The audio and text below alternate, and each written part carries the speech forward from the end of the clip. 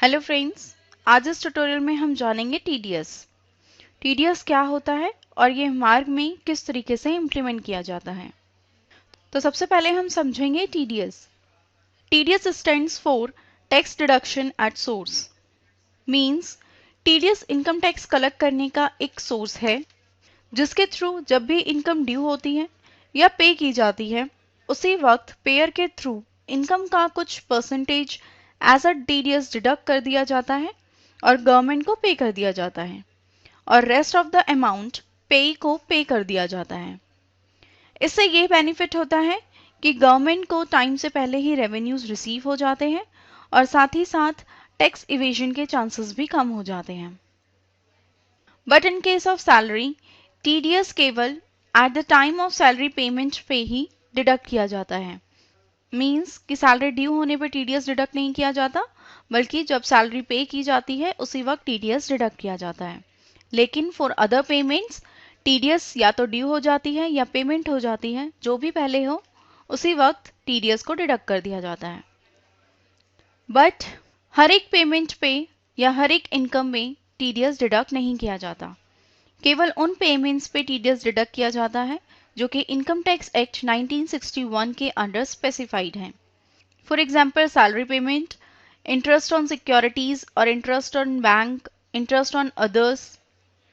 Means जो payment contractor को pay की जाती है, rent payment, commission on brokerage, commission on lottery tickets and insurance.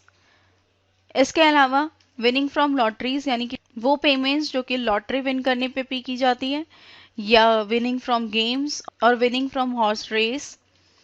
इसके साथ साथ fees for profession and technical services पे भी टीडीएस डिडक्ट किया जाता है। इसे हम डिटेल में समझते हैं एक एग्जाम्पल के थ्रू। फॉर एग्जाम्पल एक फर्म है AD health care private limited, जो कि मनीष अरोड़ा को उसके ऑफिस रेंट के तौर पे 2 लाख रुपए पे करती है। तो जैसे कि अभी हमने डिस्कस किया कि रेंट पे भी टीडीएस डिडक्ट किया जाता है। सो फॉर एग्जाम्पल मान लीजिए कि रेंट पे 10% टीडीएस डिडक्ट किया जाता है। सो 2 लाख का 10% मीन्स 20,000। इसका मतलब 20,000 जो टीडीएस अमाउंट है वो गवर्नमेंट को पे किया जाएगा और rest amount 1,80,000 rupees Manish Arora को पे कर दिए जाएंगे। तो इस तरीके से टीडीएस और rent Manish Arora and government के बीच में डिवाइड कर दिया जाता है। आइए इसको हम मार्क्स सॉफ्टवेयर में देखते हैं कि ये किस तरीके से इम्प्लीमेंट किया जाता है। टीडीएस एंट्री के लिए अगर आप मार्क्स सॉफ्टवेयर के अकाउंट्स मेन्यू में स्विच करते हैं तो यहाँ आप देखेंगे वाउचर एंट्री। यहाँ अंदर आपके पास ऑप्शन अवेलेबल है journal and then TDS journal. आप टीडीएस जर्नल पे एंटर प्रेस करेंगे।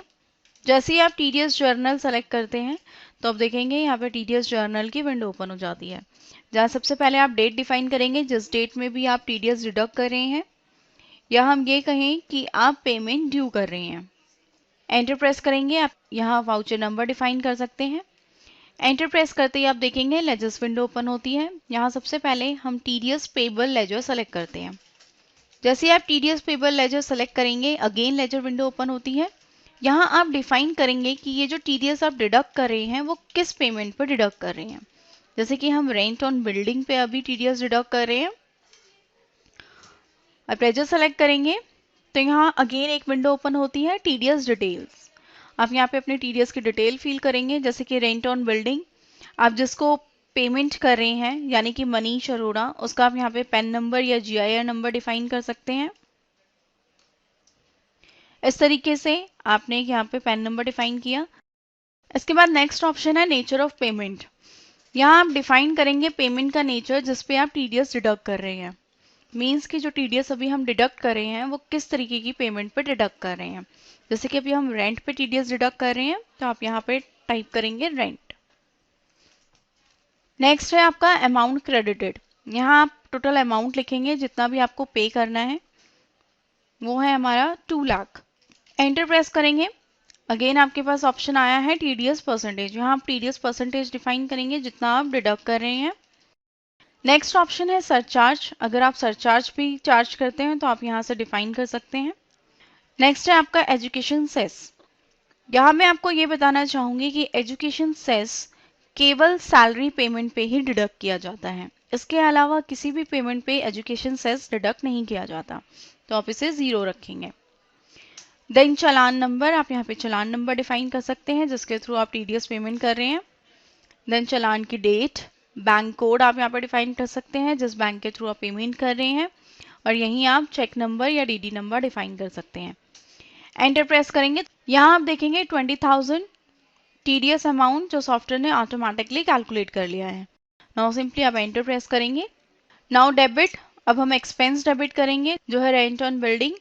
एंटर प्रेस करेंगे और यहाँ आप अपनी टोटल रेंट का अमाउंट डिफाइन करेंगे जो है 2 लाख।